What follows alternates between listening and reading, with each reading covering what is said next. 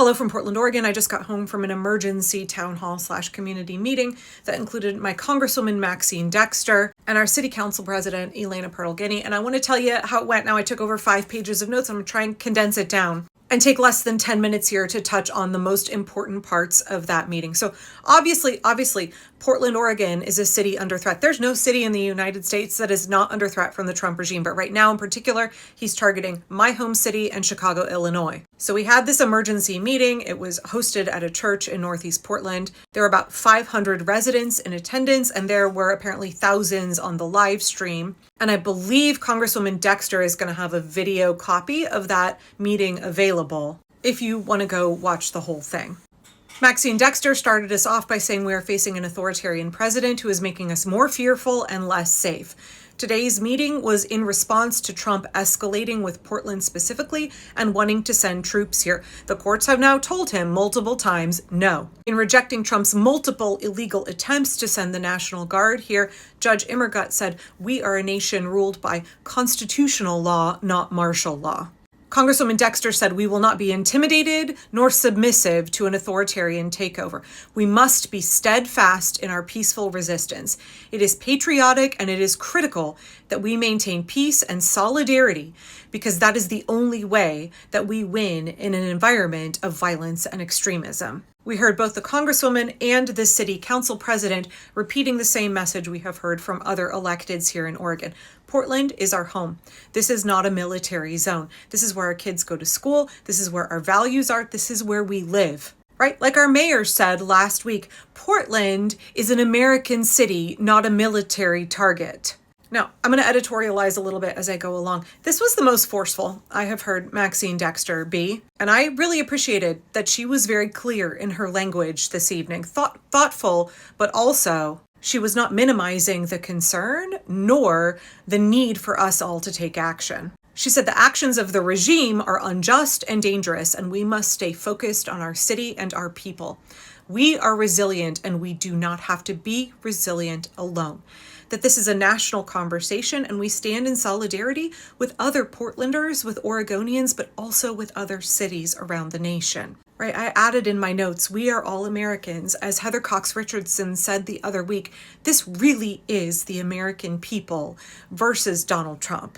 Elena echoed something similar. The last few weeks have been very hard on Portlanders, and it's been harder for some than others, right? There are folks who are more targeted by the regime, more vulnerable, and their lives are made significantly more complicated by Trump deciding to focus on our city. She kept reiterating the point throughout the evening that we need to make sure we have solidarity and that our actions are leading to work that lifts up all of us and keeps our community together. I really appreciated that she said a few facts about the situation, right? We have to continue to check the facts. A few facts here. The courts have found twice in the last few days that we are a safe community. The facts on the ground do not warrant the actions that Trump wants to take against our city. And what is happening right now is that Trump is trying to change the facts on the ground. He wants conflict. The conditions of our city, the fact that there is no rebellion here, there are no riots, there is no insurrection, there's no city on fire, there's no violence. That doesn't give him the ammunition that he needs to try and declare that there's an insurrection and invoke the Insurrection Act. The actual real conditions on the ground, a Trump-appointed judge has found do not meet the requirements for him to use the National Guard in our city. So what he's trying to do is he's trying to manufacture conflict. He's trying to change the facts on the ground. And as I've been saying for a week and a half, it is crucial that we not let Trump change those facts on the ground. The city council president said, Portland thus far has met the situation with levity. The situation is so absurd that there is nothing to do but laugh. I'm telling y'all, humor and joy, those are strategic choices. The choice of Portlanders, especially Portlanders down at the ICE facility, but also in protests all over the city, is to embrace the whimsy of Portland, Oregon. Embrace the weird. Not only does that accurately depict Portlanders as non-threatening, it helps highlight the sharp contrast between us, ordinary, everyday Americans, non-threatening, wearing tutus and chicken suits, playing ukuleles, singing songs, and the brutal, extreme, unhinged actions of a heavily armored pseudo-military force, aka ICE, that is currently not only terrorizing immigrants, but brutalizing nonviolent protesters exercising their First Amendment rights.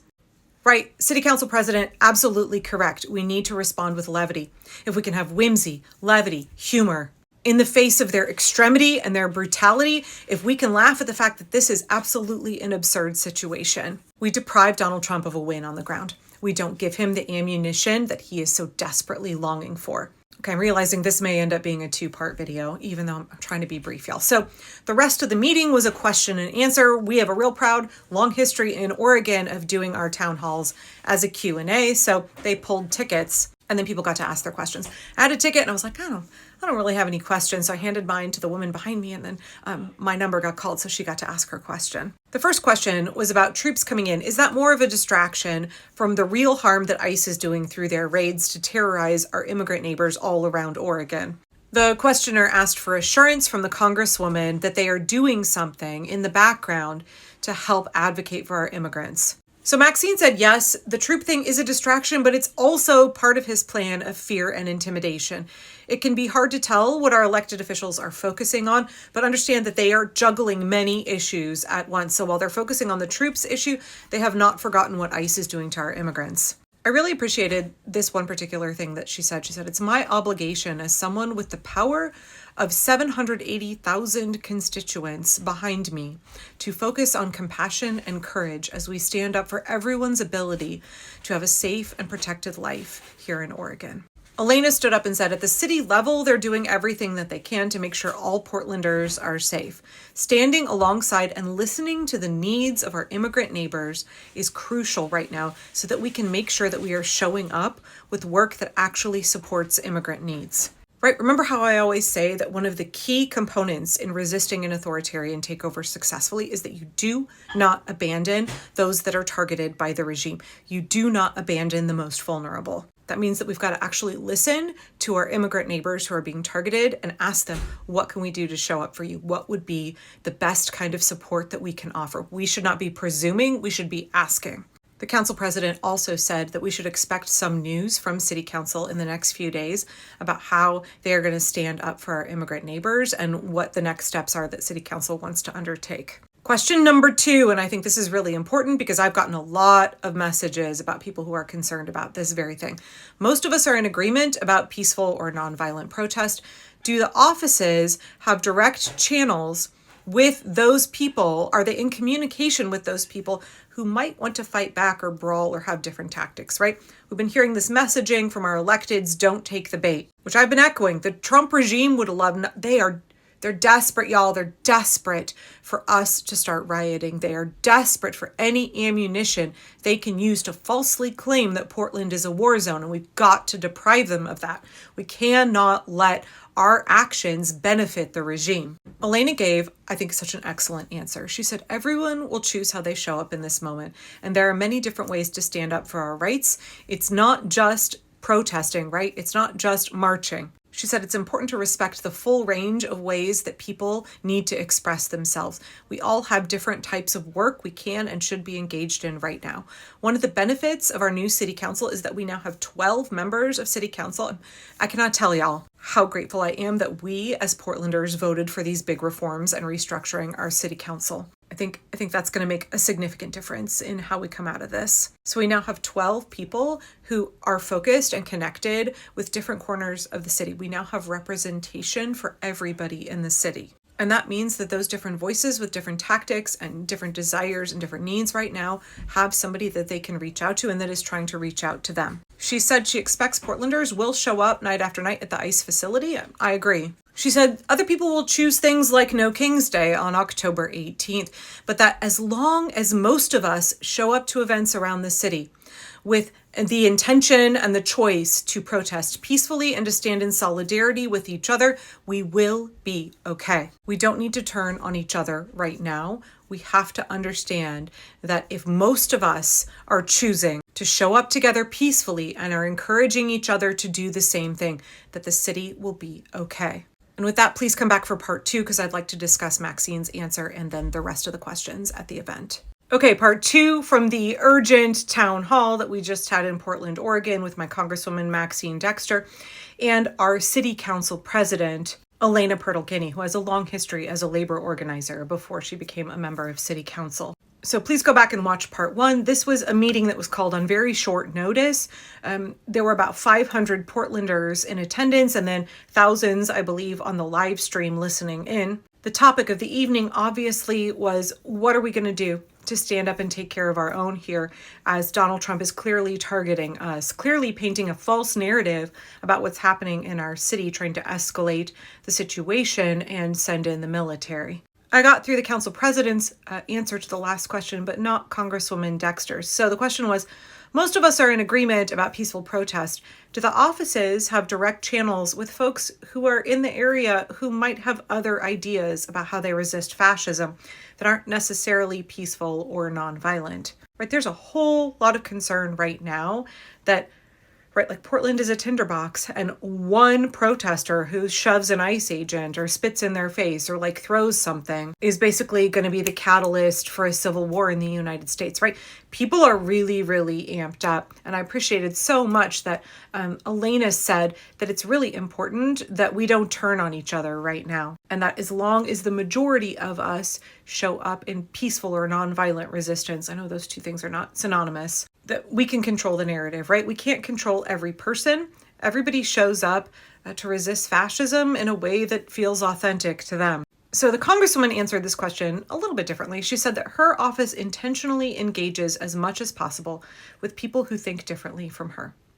That she is doing that in Portland and also in Washington, D.C. I know she's constantly trying to reach across the aisle and have conversations with her Republican colleagues. She's constantly trying to get us to humanize Republicans in Congress. This is why I say she's doing a job that I could never do. She's going into those rooms where everybody is a MAGA Republican, and she's trying to have conversations and talk to them about what's happening when they have a completely different reality, right? And that's one of the things that she talked about in answering this question, is that we live in a country where people live in different realities. We are not all looking at the same situation and seeing the same things and having the same interpretation. She said that she feels very much that you can't tell other people how to protest, but that the reason that electeds are using this phrase, "don't take the bait," is because they watched what happened in DC and the way that we saw folks in DC exercise that kind of nonviolent discipline and self-control, and how then it deprived Donald Trump of the ammunition that he was looking for. She said that the regime is looking to create a reality TV episode here that doesn't match the reality that we as Portlanders are living, right? So that's why they're saying don't take the bait. That means that right-wing media influencers and streamers, and I talked about this earlier today, they're here in this city and they're trying to paint a false story, especially down at the ICE building. She said she is so grateful for the restraint that Portlanders have exhibited thus far. And she'd really like people to do their best to keep it peaceful and also to distract from what's happening down at ICE as much as possible, right? Yes, we should be exercising our constitutional rights, but her perspective is that we should have those protests, I believe, elsewhere in the city, because that deprives those MAGA influencers standing on the roof at the ICE facility, standing behind the wall of ICE officers filming, that deprives them of content, and it deprives ICE of the chance to brutalize protesters, but then twist it in a way that controls the narrative, puts out the false story that Donald Trump is so desperate for. So I don't disagree with her on that. I support the protesters who are down at the facility. I understand that the work they are doing is really important, especially I think the way that we're seeing so many of them now dressing up in silly costumes. People are bringing what the city council president talked about as levity, right? I like to say whimsy. It's the keep Portland weird. All of that is a really, really important nonviolent resistance tactic. But I think the Congresswoman is also right. For a lot of us, we would be better to protest somewhere else in the city, create media attention elsewhere in Portland. Our police chief, Chief Day, said, right, this is one city block. The ICE facility is less than a city block.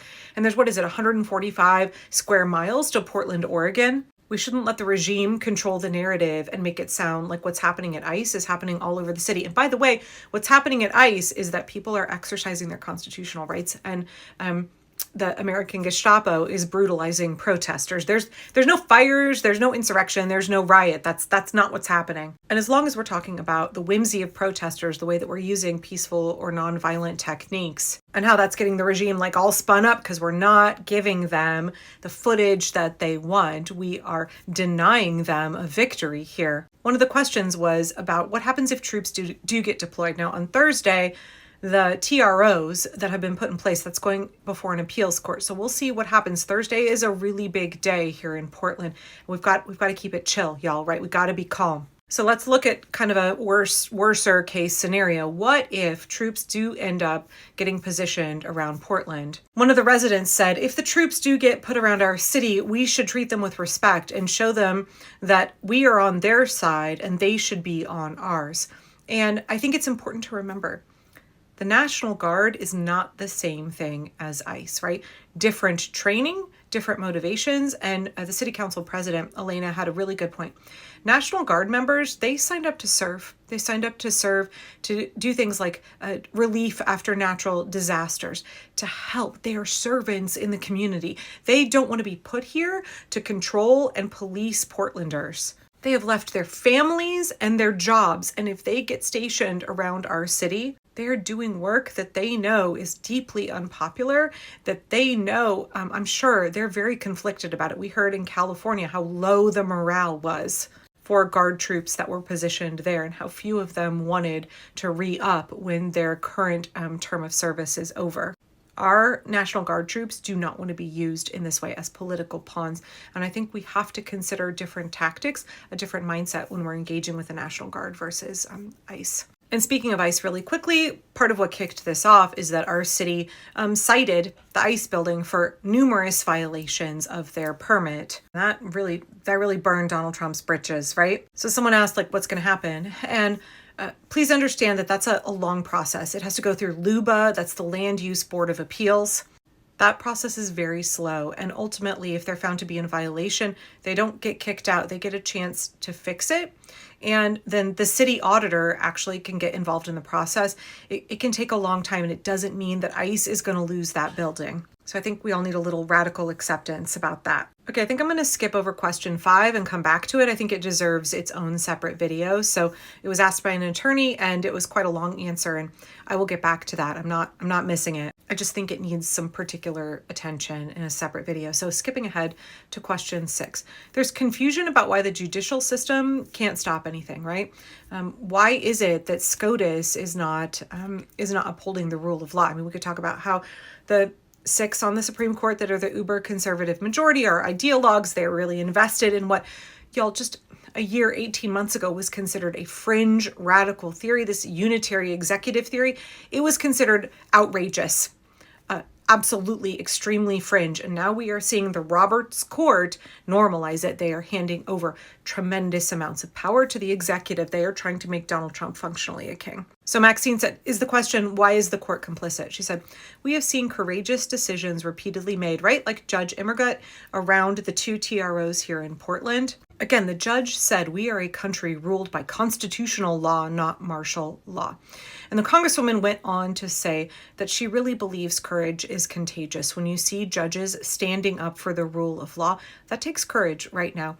And that when other people see that judges still believe in the Constitution, that gives us courage to stand up as well. I know I said in the first video, but this is the first time I think I've seen Maxine be what I would consider extremely realistic and not mince words about what the situation is like. She said when she went to El Salvador, that's when she first realized, as she was talking to activists there who are standing up against Bukele, they were warning her, like, what we are seeing now in the United States is very similar to what happened when Bukele was actively consolidating power. And she said that was the moment when she really realized how serious things were in the United States, how far along in the process toward authoritarianism, how far that creep had already creeped. She said, it's going to be really hard, and these are hard times. I know we want kind of comforting words, and I appreciated that she was not being a Pollyanna. These are hard times. This is really hard work, y'all. And it's not going to be over quickly. We have to kind of, shore ourselves up right now and accept that we're in it. She also said this is an established democracy. She doesn't believe the American people will want to give up that structure for a king, for an authoritarian dictator. She went on to say, each of us has power right now. Do not feel subjugated. We all have to stand up for justice and dignity, and that's how we win, by standing up together. Okay, come back for part 3, please. Okay, part 3 from the urgent town hall that was held tonight in Portland, Oregon, with our Congresswoman Maxine Dexter and the president of our city council, Elena Purtle-Guiney. Please go watch parts 1 and 2. For this third and final segment, I would like to cover one of the questions that was asked in the middle of the town hall that I think was particularly charged. And then I want to close with some of the thoughts from the city council president that I thought were really important, and we all need to spend some time, I think, with them. So an attorney stood up and said, "These are extraordinary times. We are in the midst of a constitutional crisis. What is the actual plan?" We are seeing a lot of talk about process and court cases. He said he's gobsmacked by the resort to process. The process is being shredded. What is the plan? What is the plan to actually resist? He's concerned about the executive branch violating Article 3 of the Constitution. No lies, y'all. I'm really fucking tired. So I'm just going to read from my notes now. Otherwise, I'm going to continue to stumble over my words. So Congresswoman Dexter said people are scared and frustrated and angry right now. The fact of the matter is that we have to continue to be focused on where we can control things and where we cannot. Maxine is engaged with her Republican colleagues. One of the things, I lied, I'm going to ad-lib now. I can't even read my own notes without doing commentary. So one of the things Maxine talks about is how she's always trying to reach across the aisle. She's trying to have those hard conversations. She believes in the humanity and the goodness of her Republican colleagues. She just thinks that they're misguided. They're getting different information. They have a different worldview than you or I have. She said she just had a conversation with one of her GOP colleagues who said something deeply untrue on national television about Portland, Oregon. She said he truly believes that Portland is a war zone. She went on to say, we have separate realities and we are siloed. I know that I don't have to agree with everything my Congresswoman says to expect and believe that she is going to do her darndest to represent her constituents. And I do appreciate her commitment to trying to change hearts and minds of her Republican colleagues in Congress, even though they have abandoned their duty to the Constitution and to their constituents in order to support an authoritarian takeover of Trump, right? Like, I think the Republicans are functionally a fascist party. They are a party that has betrayed the American people. She still sees them as her colleagues, and she is trying to have those hard conversations and see if she can win people over, right? And that is a strategy, and I commend her for being committed to it. You know, we call the media the fourth branch of government, but I agree with Maxine. Conservatives have spent decades basically investing in our media ecosystem. And this is the problem with capitalism, right? Is that we see our press function as corporations. They are focused on profit and propaganda over accurately reporting the news, over journalistic integrity. Because profit is their number one motivator, they can be bought, and they have been. The conservative ecosystem has been working for a long time to get control of our media. And so there's not the same kind of messaging, right? So many, especially older Americans or Republicans, listen to corporate legacy media and they believe what they hear. They trust it. That may seem really strange to you or I, but they trust it to be factual. Essentially, corporate legacy media does not function as the fourth branch of government. It functions as a propaganda arm of the executive. That's why it's so important for independent creators, independent media, and regular, ordinary people to document what is actually happening, to spread the word. Not just like if you have a large social media platform, but like have a conversation. The same way that Maxine is having a conversation with her colleagues who are Republicans, you should be having a conversation. You should be putting yourself out there. If you have MAGA family members that you are still in contact with, if you have independents or just people that are like really checked out that are in your social circle, have those conversations, show them the footage, explain to them why the media is lying and misrepresenting what's happening here. So I understand, I agree with the attorney. Like, it's really, really frustrating to be told, trust the process. The process has completely imploded. It has completely collapsed. There is very little faith in our institutions because our institutions are absolutely corrupt and have been failing us left and right. I do think it's important to acknowledge that in every branch of government, we have individuals who are willing to do the right thing, that are willing to be non-compliant with the regime and are willing to actually take a stand against it.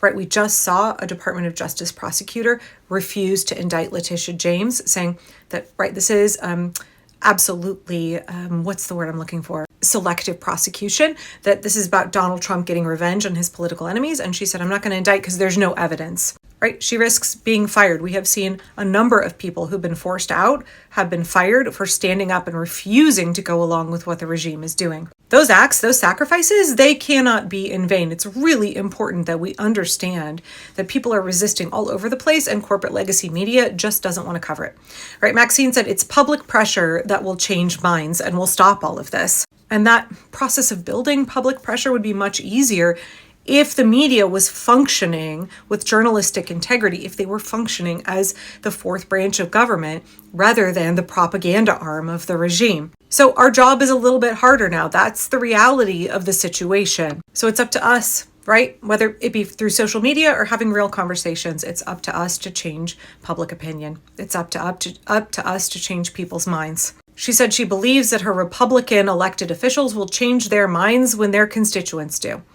She very much has a desire to represent the will of her constituents, and I think she believes that her Republican colleagues have the same desire. I don't know that I necessarily agree with her, but I do understand that if they are at risk of losing their seats, if their constituents are pissed at what they're supporting, they'll change their minds, not because they necessarily want to represent their constituents accurately, but because they don't want to lose their power. She went on to say, this is not going to be a fast plan. It is a slow plan to have relationships and to communicate with people and to continue to come back over and over and over again until people learn, until people change their minds. She said, we cannot use tactics that compromise our integrity to get control of the system because ultimately it is the governmental structure, right? A democracy in the United States, a constitutional republic that must stand. She said she strongly condemns acts of rebellion against the government. And I do think that that speaks to maybe what the attorney was asking about. He was very frustrated with her answer. And it is frustrating to hear that there is no quick solution. I don't necessarily agree with everything Maxine said in her answer, but she's right. There is no quick solution here. It is a lot of work and it's going to take time. But it requires all of us consistently engaged in sustained resistance to stop this. And it ultimately is the people who will bring about the change that is required. It ultimately is the people who will stop this. It's not going to be government. So if you're frustrated with the processes not working, then what can we do to organize a strike? What can we do to organize other forms of public opposition? What other direct actions can we take that are not, rebellion against the government? In answer to this question, Elena said she hears current dissatisfaction with the current approach that we're taking, right? That we don't have faith in our institutions. She said we have to start with processes and tools that we do have at our disposal. And that's very much how I see elected officials. They're a tool that we can use. They're not our savior. She said at the end of the day, she wants our institutions to stay standing. That we do have paths we can still utilize in the courts. Our options are not exhausted there. But what is most important is the court of public opinion. And we are winning. Donald Trump is losing popularity. Every single action that he takes makes public opinion turn against him and toward us. We have to build a massive public opposition against the regime. She said it's really important that we bring more people into the work. What has stopped authoritarian regimes elsewhere is the courts continuing to hold, the court of public opinion turning against the regime, and the military remembering the oath they swore to the Constitution and refusing to betray that in order to support the would-be dictator. It is going to require all of us in sustained resistance, all of the different facets of that, not just showing up on No King's Day. While that's really important, we are talking about all of the layers of strategic nonviolent resistance. And we're going to have to be doing that for, y'all, it's not going to be quick. Elena said, President Trump recently stated that our local leaders in Portland weren't standing up or saying anything because they were scared of him. She said, well, one, that's not true, but there she is tonight, standing up and speaking and saying, I am not afraid to tell our president what Portland is all about. Oregon is our home. It is not a military zone. Oregon is our home, and we will stand up together and protect it and protect each other. Right now, we have to speak up for those who can't speak for themselves. We have to take care of them. That is especially true for our immigrant neighbors. We have to reach out to people who think differently than us. We have to build mass public opposition. That requires communication. That requires relationships being built. That requires being willing to have difficult conversations. Talk to your neighbor who maybe voted for Trump and remind them, Portland is our home. It is not a military zone. We need to take actions to support our neighbors and also to bring our neighbors on board. This is a long fight, but y'all, we are in it together, right? We are about building a future for us here in Portland and for this country, coming together in solidarity, organizing together. That's where our strength comes from, and that's how we'll stop this.